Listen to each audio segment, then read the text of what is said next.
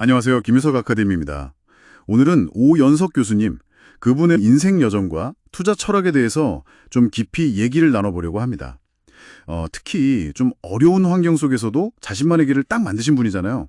그래서 그 삶에서 우리가 얻을 수 있는 어떤 핵심, 통찰, 이런 걸 좀 찾아보는 게 목표입니다. 네, 맞습니다. 오연석 교수님 1959년생이시고 사실 어린 시절에 아버지를 여의시고 집안 형편도 넉넉지 않았다고 해요. 그래서 상업고등학교 나오시고 또 경기대학교 야간과정 다니시면서 정말 스스로 길을 개척하신 분이죠. 이런 자수성가 스토리가 교수님의 삶과 철학을 이해하는데 아주 중요한 배경이 됩니다. 아, 그렇군요. 그 인생의 전환점이라고 할 만한 게 그 경기대학교 자매결혼학교였던 미국 오로라 대학교 MBA 과정, 이거였던 것 같아요. 네, 맞아요. 그때 일화가 또 유명하죠. 당시 다니시던 대신증권의 양재봉 회장님이 교수님이 사표를 내니까 오히려 반려하고 휴직 처리를 해주셨다는 거. 와, 휴직 처리까지요? 대단하네요. 네. 거기에 경력금도 주시고 매일 미국으로 경제신문까지 붙여주셨다고 하니까 정말 특별한 배려였죠. 이야, 그게 80년대 말이었으니까 곧 한국 자본시장이 개방될 그 시점이었잖아요. 정말 그 기회를 잡는데 엄청난 힘이 됐겠어요. 그럼요. 그 MBA 학위랑 또 그때는 해외 경험 자체가 귀했으니까요. 그리고 증권사 실무 경력.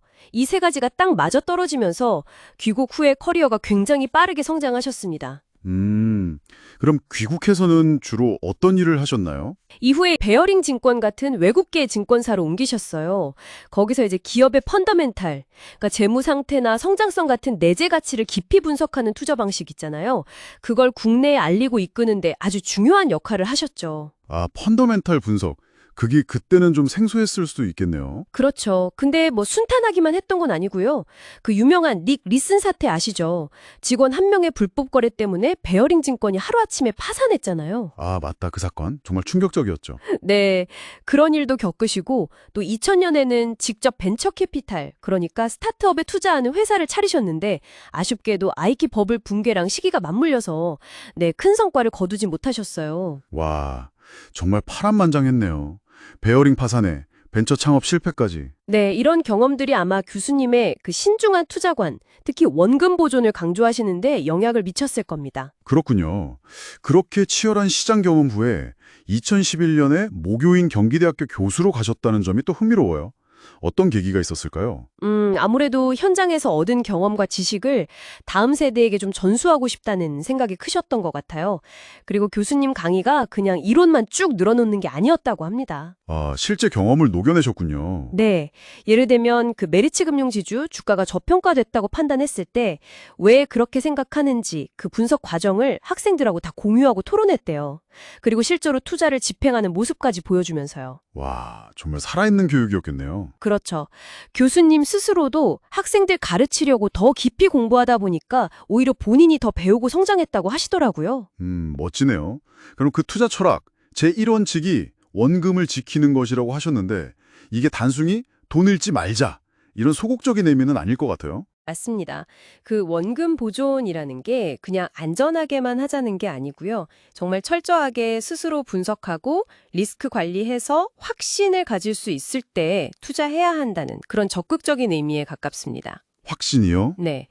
스스로 분석 안 하고 그냥 누가 좋더라 뭐 이런 얘기 듣고 하는 건 투자가 아니라 투기다. 이렇게 딱 선을 그으시겨. 아, 명확하네요. 특히 한국 시장은 좀 다르다고 보셨어요. 예를 들어 LG화학처럼 알짜 사업부를 떼서 따로 상장시키는 경우 있잖아요. 물적 분할. 네네, 그런 이슈들이 있었죠. 그런 식의 어떤 지배구조 리스크가 기존 주주들한테는 좀 불리할 수 있으니까 무작정 장기 투자만 외치는 건 위험할 수 있다. 이렇게 경고하시기도 했고요. 하긴 그런 기업 지배 구조 문제가 한국 시장의 좀 고질적인 문제로 지적되기도 하니까요. 그럼 그런 확신을 갖기 위한 통찰력, 이건 어디서 온다고 보셨을까요? 그냥 재무제표만 봐서는 안 될 것 같은데요. 정확합니다. 교수님은 그 통찰력이 세 가지 요소가 만나는 지점에서 나온다고 강조하셨어요. 바로 재무지식, 트렌드 이해, 그리고 인문학적 소양, 이 세 가지입니다. 재무, 트렌드, 인문학용? 인문학은 좀 의외인데요? 그렇죠. 근데 단순히 숫자를 읽는 능력, 재무, 나 산업의 흐름, 트렌드를 아는 것뿐만 아니라 인간과 사회, 역사에 대한 이해, 인문학이 있어야 시장의 본질을 꿰뚫을 수 있다는 거예요. 음.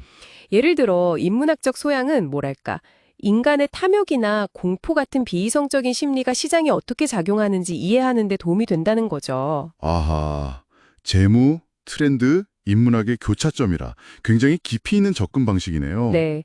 기업 분석을 넘어서 사회 구조나 인간 심리까지 봐야 한다는 거죠. 지금은 정년퇴임 하셨다고 들었는데 요즘은 어떻게 지내시는지 혹시 아시나요? 네, 은퇴하셨지만 여전히 굉장히 활발하게 지내신다고 들었습니다. 독서 모임도 꾸준히 하시고 또 행복부자 연구소라는 블로그를 운영하시면서 자신의 경험이나 생각을 계속 나누고 계세요. 아, 블로그도 하시는군요. 배움과 나눔을 계속 이어가시는 모습이 인상적이네요. 네, 오늘 이렇게 오연석 교수님의 그 험난했던 인생 여정과 또 그 속에서 다져진 깊이 있는 투자 철학까지 한번 쭉 따라가 봤습니다. 단순히 성공 스토리를 넘어서 시대를 읽고 또 자신만의 원칙을 세워나가는 어떤 지혜를 엿볼 수 있었던 것 같아요. 맞습니다. 결국 핵심은 그거 같아요. 스스로 깊이 파고들어서 질문하고 답을 찾아가는 그 과정 자체가 중요하다는 것. 요즘처럼 정보가 정말 넘쳐나는 시대에 어쩌면 여러분이 관심을 갖고 계신 다른 어떤 분야에서도 이 원칙, 스스로 질문하고 답을 찾아가는 이 방식을 적용해 보시면 어떨까 싶어요. 단순한 정보 습득을 넘어서는 어떤 깊이 있는 이해에 도달하는 그런 열쇠가 될 수도 있지 않을까 합니다. 지금까지 김효석 아카데미였습니다.